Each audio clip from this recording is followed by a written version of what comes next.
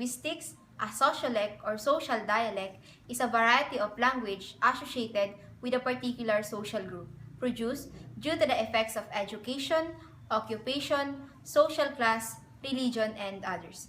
Groups defined by social factors are socioeconomic class, ethnicity, gender, age, and sexual orientation.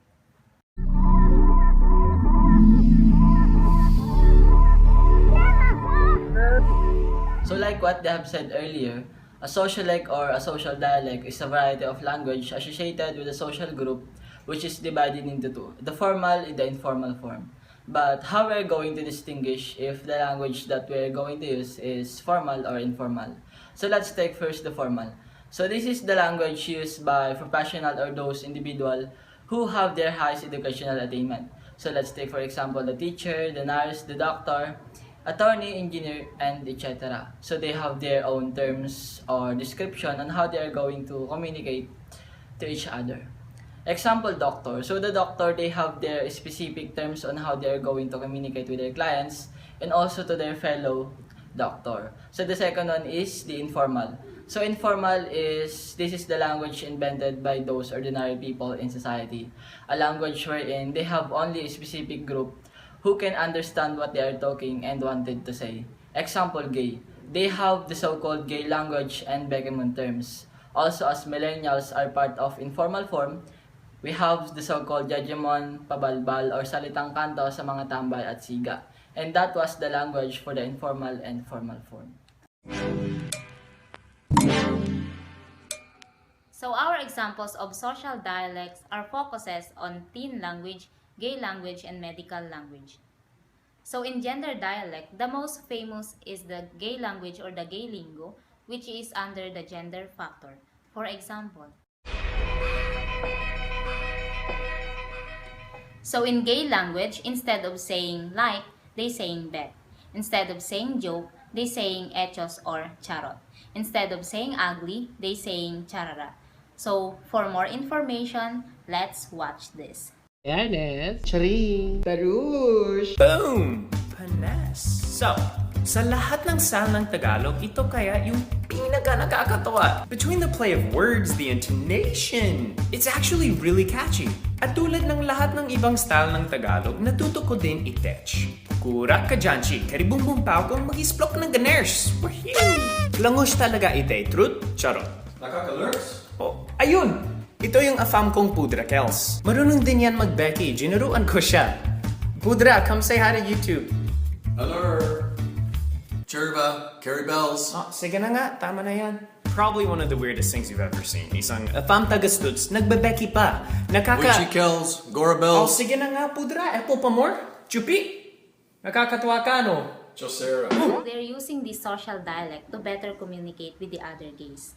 And even some males and females are using this to be updated and to be in, because gay lingo sounds humorous. Next is the teen language, which is under the age factor. For example, instead of saying to be honest, we're saying TBH. And instead of saying as soon as possible, we're saying ASAP. So for more information, let's watch this. OMG, oh my god, WTF, what the fuck, HMU, hit me up, SUP, what's up?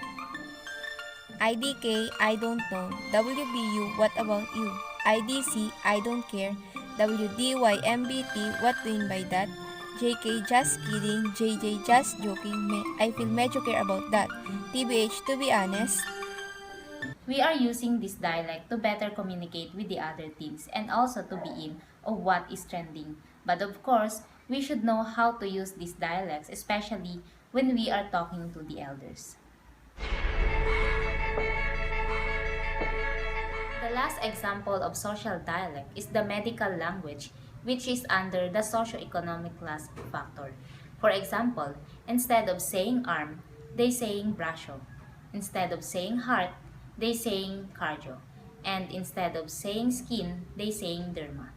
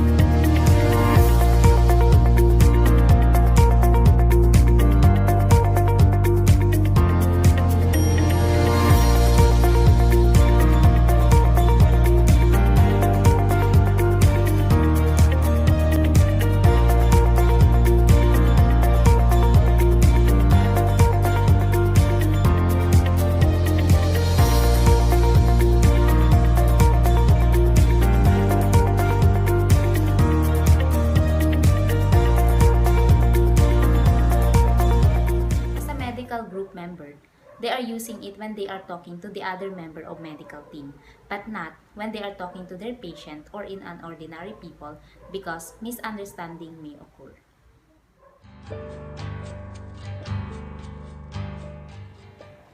Now, let us differentiate the slang and the social dialect. The slang are words that are not part of a standard vocabulary or a language and which are used informally, while social dialect can use both formal and informal.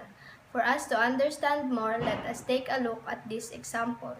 The kids were ready to bite my arm off just because I promised to bring them to a candy store. The slang phrase being used here is bite my arm off, which means to get overexcited. Another example is photobomb, which means a person or an object intentionally or accidentally appears in the background of a photo. As a result, ruins it. What it do, Dirty? Keeping it 100, you heard? For real, though. Are we finna get turned up tonight? You already know what it is. I already popped a molly and I'm sweating. Swag, you know we stay popping bottles. Started from the bottom, now we're here. I can't, I'm in the studio, you know what I'm saying? No, I ain't about that life.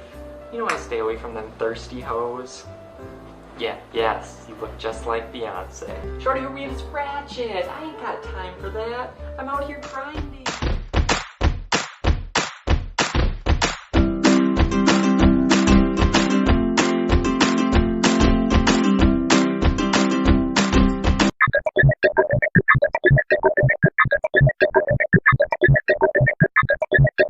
In sociolinguistics, a sociolect or social dialect is a variety of language, a register, associated with a social group such as a socioeconomic class, an ethnic group, precisely termed ethnolect, an age group, etc.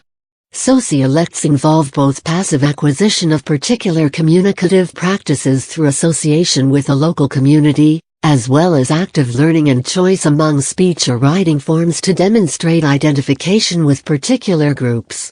Individuals who study sociolects are called sociolinguists. Sociolinguists study language variation. Sociolinguists define a sociolect by examining the social distribution of specific linguistic terms. For example, a sociolinguist would examine the use of the second-person pronoun you for its use within the population. If one distinct social group used use as the plural form of the pronoun, then this could indicate the existence of a sociolect. A sociolect is distinct from a dialect because social class rather than geographical subdivision substantiates the unique linguistic features.